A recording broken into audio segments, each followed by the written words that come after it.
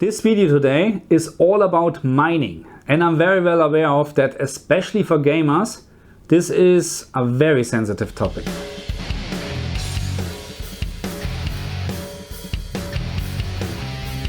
Hello my friends and welcome back to my channel Unlock for All. Why I'm doing this video today? Because I can. Of course that's not the reason, because I started mining a couple of months already ago and I thought it is time to share my experience. And why I started mining is actually because almost everybody keeps talking about it, about cryptocurrency, about mining. I have actually a couple of friends, actually two friends, they are really into mining. So what I'm doing here is just, it's nothing compared to them, okay? But at some point I just decided, you know what, just give it a try, test it, give it a shot, because you have the compatible hardware already at home, and setting up mining, setting up the software and whatsoever doesn't take long, not at all, okay? It's very, very simple and easy, and that's why I decided to do it. And today I like to share my experience with you. So this video is not about, or it's not pro mining or against mining, okay? Because I can fully understand both sides. I'm a gamer as well. I don't like to pay more for a GPU as necessary, okay? That's how it is. But I can also understand miner, because they're making a shitload of money. You have to invest money beforehand, of course, but at the end it's like a business, okay? That I don't want to get into much details, because this is really two sides coming together and there's no agreement, okay? I really like to understand, or to share really my experience today, what I think about mining with my setup, because this is the only thing what counts today, okay? Not about anything else, what anybody else is doing, what my friends are doing, what big companies are doing, because they're having better hardware, of course, okay? I really like to share my experience today, and I like to give you an understanding if it is worth to do it or maybe not. Okay, so I would say we're starting with my hardware, with my mining hardware, what I'm using, because actually it's not mining hardware at all. It is gaming and office hardware, okay? Just because there's a GPU in or built in what can mine doesn't mean it's mining hardware, okay? And you will see what I'm talking about. My primary system, what I'm using usually for gaming, for PC gaming and for video editing, is an AMD 5950 16-core CPU with an NVIDIA 3070. The second system is my recording system, where I'm recording my gameplay material in HDR. It's an AMD 3700X 8-core CPU, and the GPU is a 3060 Ti. And yes, for recording HDR material in a good quality, you need to have a powerful PC.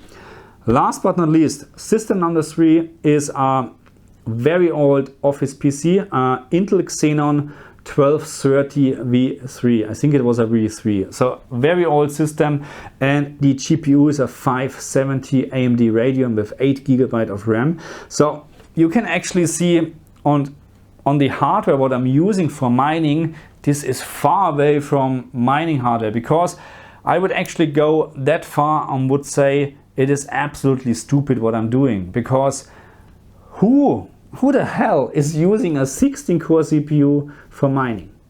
Okay, let's talk about hash rate and power consumption, because at the end of the day you have to pay the power what you're using, okay? So I'm looking at the combined consumption from all the system and on each system, okay? I don't care actually what the GPUs is taking or how much power the CPU is taking, because at the end I have to pay for the whole system, okay?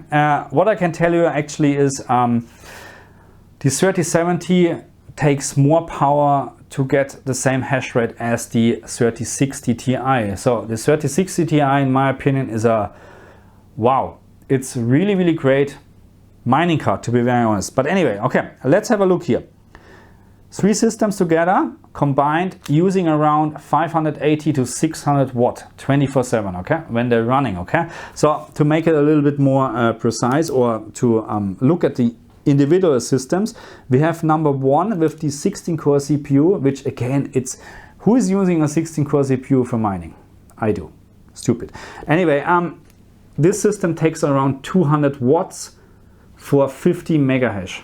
Okay, and I'm not talking about I'm well aware I can tweak the 3070 and I can get around 60 megahash, but this will increase the power consumption crazy. Okay, so that's why I'm not doing it. And also I'm already having rejected errors here a lot, and if I do 60 megahash with tweaking the RAM and whatsoever, this error will increase also. Okay, so that's why I don't like to do this. Next system is my 8-core CPU with the 3060 Ti, and this takes also around 200 watts plus minus 10, okay, whatever, but also 200 watts for 50 megahash. And again, I can get the 3060 Ti easily, very easily, compared to the 3070 to 60 megahash, but also it will increase the error and it will increase the power consumption. Office PC, my system number 3, takes around 180 watts for 30 megahash. This is ridiculous compared to the other systems, of course. So, but anyway, that's how it is. And 30 megahash from the 570, by the way, it's already a little bit tweaked, okay? Because the standard, I think, was 25. I did a little bit of tweaking, and I think I added 5 watts more to the card, and I ended up with 30 megahash, and I have no rejected errors actually with this card. Very, very happily. But if you're just looking on the power consumption compared with the other systems, then this is crazy. Okay, anyway, at the moment 580 to 600 watts 24/7. This is something, yeah, what we need to consider. Okay, so now we know I have a hash rate from around 130 megahash per second and my power consumption is around 600 watts. The next question now is how much money I'm making actually with these values. And we're just looking at the income at the moment, not on the expenses, okay, like fees and power consumption or power what I have to pay. So I'm mining Ethereum and my payout limit is 0.05, which takes around 25 to 30 days to mine this 0.05.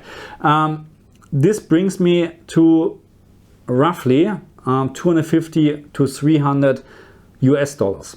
Okay, very rough. Okay, but it's very roughly. Okay, but you can actually say very simple. I have around 10 Australian dollars per day. 10 Australian dollars per day with 130 megahash and power consumption 600. So if we now considering that this cost me in 24 hours around $3 per day on power consumption, 600 watts cost me around $3.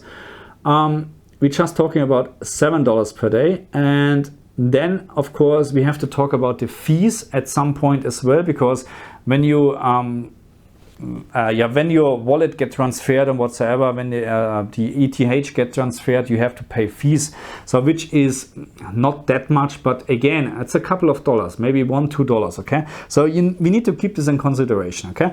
Anyway, the thing is that I'm very lucky actually when it comes to the power bills, because I have a solar on the roof with 6.6 kilowatt, and also I have a battery storage system with 10 kilowatt hours. This, of course, is a big benefit because I'm not paying $3 per day. On a very good day, and when the battery is fully charged and so on, I have almost no costs in terms of electricity. Okay, almost no costs. But I like to bring this in. I like to bring it in that usually you have to consider $3 per day. Here in Australia, it's $3 with 600 watts. Okay, that's what you can see here. But again, I'm very lucky to have a solar system and a battery system, because if I wouldn't have this, my conclusion would be even worse. Okay, it's time for a summary, and we learned a couple of things like 130 megahash and 600 watt power consumption, $10 income, $3 expenses for the power consumption, and so on. Those are all figures what we need to keep in mind when we doing stuff like that. And yeah, my summary or my conclusion is actually it is not worth it. And again, I'm just talking about my stuff, what I'm using. It is not worth continuing mining with my hardware. Full stop. I'm not doing this. I will wait till my payout limit is reached, and then I'm getting the money out, because you can't stop it.